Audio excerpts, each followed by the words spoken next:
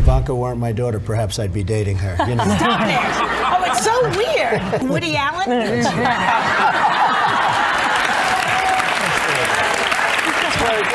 Stop You know what? You are sick. Well, you're known for saying outrageous things, Mr. Trump. Ever heard your dad say something so cringe you wish the ground would swallow you whole? Now imagine that, on live radio, broadcast nationwide.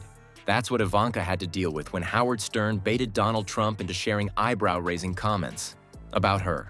We're talking the infamous, "if she wasn't my daughter" moment and way more. So why did Trump think this was okay to say out loud? And how did Ivanka try to spin it later? Stick around, because once you hear the full uncensored exchange, you'll see why this PR nightmare refuses to go away. Before we move on, I would like you to subscribe to the channel and like the video. Imagine being at your own office, dressed sharp, trying to be taken seriously, and then your dad crashes the scene, not with flowers, not with lunch, but with a microphone, rating your looks for a live audience in the thousands.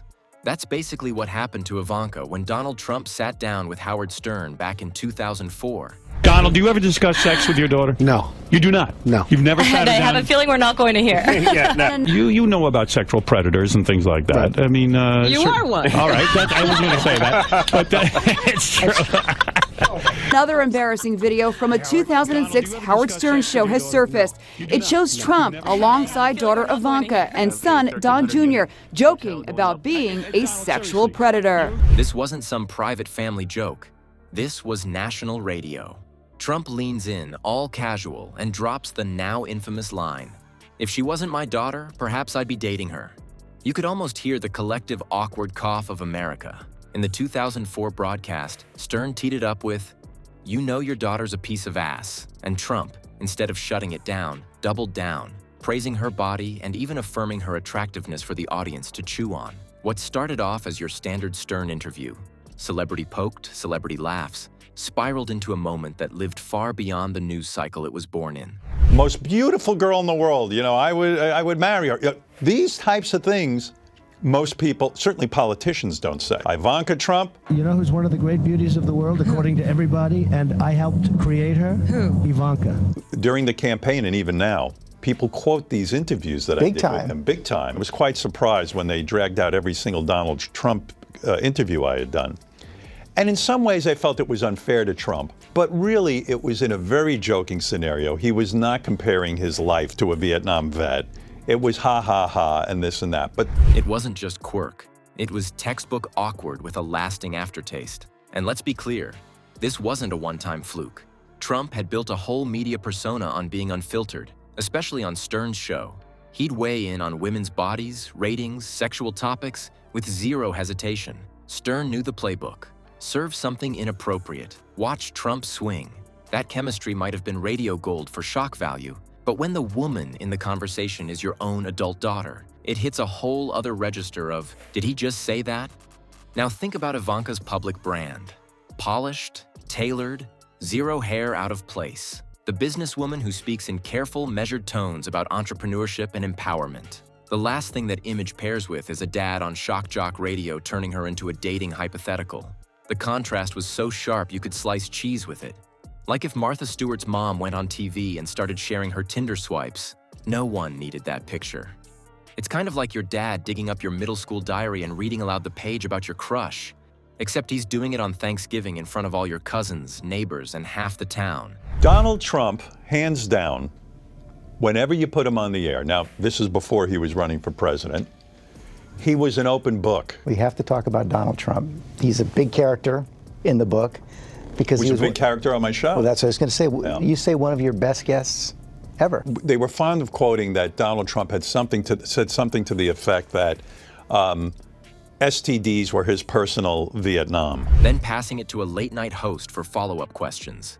Funny in an abstract way, but mortifying if it's your actual life being turned into content. So why this moment? Trump has said plenty of eyebrow-raising things over decades of interviews. Why does this Stern segment get pulled out again and again during political campaigns, debate season, opposition ads? Because it's short, it's shocking, and it's simple. People don't need context to understand why it's odd. The bite-sized scandal sells itself. The thing is, this wasn't just Stern being Stern. It was the perfect storm where a provocateur's push met an ex-reality host's complete lack of filter. And nestled in between was a daughter building a professional persona that didn't include being objectified on FM radio. That soundbite didn't just vanish. It stuck to them like gum on a shoe, showing up in political blooper reels for years. And Ivanka? She didn't just sit back and hope people forgot. She had her own strategy ready for the day the clip resurfaced. So how does a daughter even respond when her dad says something on air that makes half the country cringe and the other half start screenshotting? In Ivanka's case, she went straight into public relations mode, the kind where you keep smiling even if you're mentally setting your phone on fire to stop the notifications. When asked about the Stern comments, she didn't throw Grumpy Trumpy under the bus. Instead, she painted a picture of a dad who might have been embarrassed later, maybe even apologetic behind closed doors. No thunder, no drama, just a cool and collected front. The kind you use when you're trying to make it sound like the problem is smaller than it looks. The thing is, her public version didn't quite match reality. She told interviewers she had never heard that kind of language from him in private. Nice thought, except the world had heard it multiple times, replayed in crystal clear audio. You could type it into Google and have the soundbite in seconds. It's like telling your teacher you've never sworn in your life while there's a class video project with you on camera yelling at a vending machine. Do you feel that in some way you helped make him president? Absolutely. Because Donald would come on my show. I mean, look. Does it make you feel bad or good? What is it about public service? What is it that drives her? What was it like when she saw her when her husband becomes president? Like in Moby Dick, I was chasing her. She was my obsession. I wanted to see Hillary Clinton win. And I thought if she had come on the show, the way I helped Donald was I let him come on and be a personality. The clips were out there. People weren't going to unknow them. Still, Ivanka kept at it. In interviews over the years, she'd defend him without flinching. There was a CNN moment where she insisted her dad was not sexist, that people misunderstood him. Other times, she shifted blame to a clumsy staffer or a miscommunication, anything to keep the worst edges sanded down. She didn't argue the broadcast never happened, but she worked to file it under awkward dad moment instead of, what the hell did I just hear? PR folks who watched this kind of spin knew what they were seeing. It's that classic damage control play. Acknowledge there's some awkwardness, but never admit a bigger, uglier truth. You soften the edges so the controversy shrinks just enough to slide off the front page. Except this wasn't a blurry tabloid rumor. It was a soundbite sitting in the public domain, wearing steel boots. You can spray as much perfume as you want, but if it's on a grease fire, you've just got a smelly inferno. The stakes on this little media balancing act only grew when Trump ran for president. Suddenly, the decade-old Stern audio wasn't just an odd footnote. It was evidence in a bigger conversation about how he saw and spoke about women. Opponents folded it into debates over his policies and public behavior. Campaign reporters brought it up on air. Late-night hosts resurrected it for monologues. And every time it reappeared, Ivanka had to calculate if stepping in helped or made it worse. Here's the part a lot of people missed. Ivanka wasn't just shielding her dad. She was guarding the Trump brand.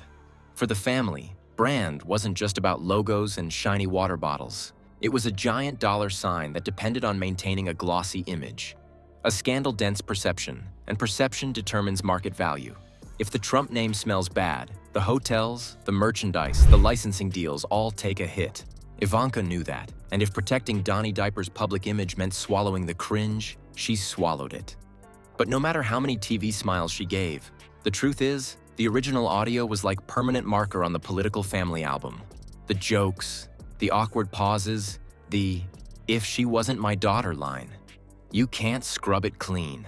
Every few years it reanimates, wandering back into public conversation just when she'd like it to disappear. And now, that combination of live radio recklessness and years of careful PR firefighting is running headfirst into legal trouble and political battles that make a Stern interview seem almost harmless. What happened on Stern's show never faded into some dusty archive. It's a permanent clip, living online, mixing personal cringe with very real political fallout. Every replay stirs up the same reaction. Half laugh, half, did he actually say that? In today's world, an offhand joke isn't just a laugh in the moment. It's a brand time bomb waiting to go off during election season. The orange turd might treat it like harmless banter, But the impact lasts years. Politics now feels a lot like show business, except the punchlines come with attack ads and the commercial breaks are twice as long.